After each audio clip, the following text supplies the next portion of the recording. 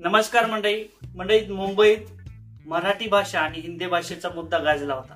त्यानंतर राज ठाकरे आणि उद्धव ठाकरे एकत्र आले। ते दृश्य सुद्धा आपण पाहिलं। जेवढा जनसागर आपल्याला पाहायला मिळाला नाही तेवढा जनसागर अत्यंत त्या ठिकाणी ताकदीनिशी मुंबईत पोहोचला होता। मग राज ठाकरे आणि उद्धव ठाकरे यांचं भाषण झालं आणि त्यानंतर इकडे पुण्याला अमित शहा यांची सभा झाली आणि अमित शहा यांची सभा झाल्यानंतर त्या ठिकाणी जय गुजरातचा नारा दिला। कोणी दिला ते तुम्हाला माहितच आहे। एकनाथ शिंदे यांनी त्यांचं भाषण झाल्यानंतर जय गुजरातचा नारा दिला। बऱ्याच लोकांना वाटतं की जय गुजरातचा नारा का दिला, परंतु यामागे राजकारण होतं, त्यांचा फायदा होता आणि फडणवीस साहेबाला कुठे दिलेली टक्कर होती। याच्यातून फडणवीस साहेबांचं नेमकं काय नुकसान होणार आहे, एकनाथ शिंदे यांचा काय फायदा होणार आहे हे आपण थोडक्यात समजून घेण्याचा प्रयत्न करणार आहोत। म्हणजे मी गणेश ठाकरे, आपली सवय युट्यूब चॅनलचं आपलं सहर्ष स्वागत आहे। चॅनलवर नवीन असाल तर या साईडला काळं किंवा पांढरं सबस्क्राईब बटन दिसेल, त्याच्यावरती क्लिक करा। आपले काही कमेंट असतील ते सुद्धा करायला विसरू नका। म्हणजे ज्या अर्थी राज ठाकरे आणि उद्धव ठाकरे कधीही आले नव्हते जवळ, म्हणजे 18 ते 20 वर्षात कधीही ते जवळ आले नव्हते, एकत्र आले नव्हते आणि एका स्टेजवरती त्यांना सगळ्या लोकांना पाहायला मिळालं। त्या ठिकाणी जे काही जनसागर असेल तो मोठ्या प्रमाणात उसळला होता, खूप काही पब्लिक आली होती। त्यानंतर अमित शहा यांची इकडे सभा झाली आणि अमित शहा यांची सभा झाल्यानंतर जय महाराष्ट्र म्हणत जय गुजरातचा नारा एकनाथ शिंदे यांनी दिला। खरं तर भल्याभल्याला समजलं नाही की मराठीचा मुद्दा गाजलेला असताना, हिंदी भाषेचा जो काही मुद्दा असेल तो गाजलेला असताना एकनाथ शिंदे यांनी जय गुजरातचा नारा का दिला, परंतु यामागचं त्यांचं राजकारण होतं, त्यांचा फायदा होता। आणि त्याच ठिकाणी जे काही परप्रांतीय असतील, गुजरातचे लोक असतील, हे मोठ्या प्रमाणात खुश झाले।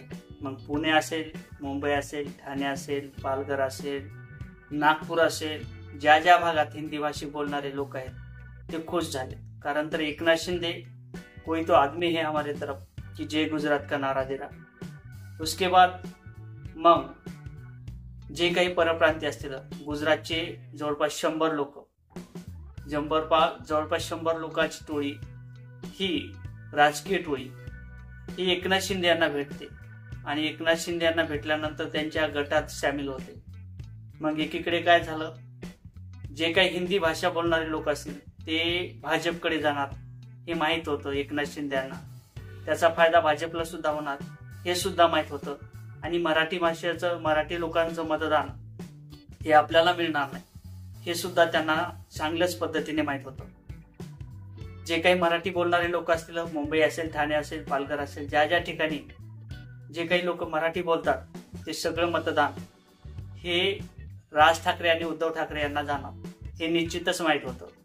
परंतु आपल्याला काय मिळणार, मग मराठी हिंदी बोलणारे भाषेतले काही लोक असतील ते फडणवीस साहेबांना मिळणार, म्हणजे भाजपला मिळणार, आपल्या पदरात काय पडणार असं सगळं त्यांना समजलं होतं। म्हणून तर जय गुजरातचा नारा त्यांनी दिला आणि जय गुजरातचा नारा दिल्यानंतर त्यांचे जे काही 100 म्हणजे अमित शहा यांचे लाडके एकनाथ शिंदे हे जय गुजरातचा नारा दिल्यानंतर त्यांना खुश करण्याचं काम हे त्या एकनाथ शिंदे यांच्या माध्यमातून झालं। हिंदी भाषिकांना बोलण्यासाठी जे काही खुश करण्याचं काम एकनाथ शिंदे यांच्या माध्यमातून झालं आणि 100 कार्यकर्ते, 100 जे काही नवीन कार्यकर्ते ते भाजपमध्ये प्रवेश घेतात। याचाच फायदा एकनाथ शिंदे यांनी घेतला आणि ती काही मात असेल ती फडणवीस साहेबांना निश्चितच दिलेली असं आपण समजू शकतो। कारण तर जी काही परिस्थिती सध्या निर्माण झालेली, मराठी भाषा, हिंदी भाषा आणि भाजपचा फायदा, हे भाजपचा फायदा निश्चितच एकनाथ शिंदे होऊ देणार नाहीत।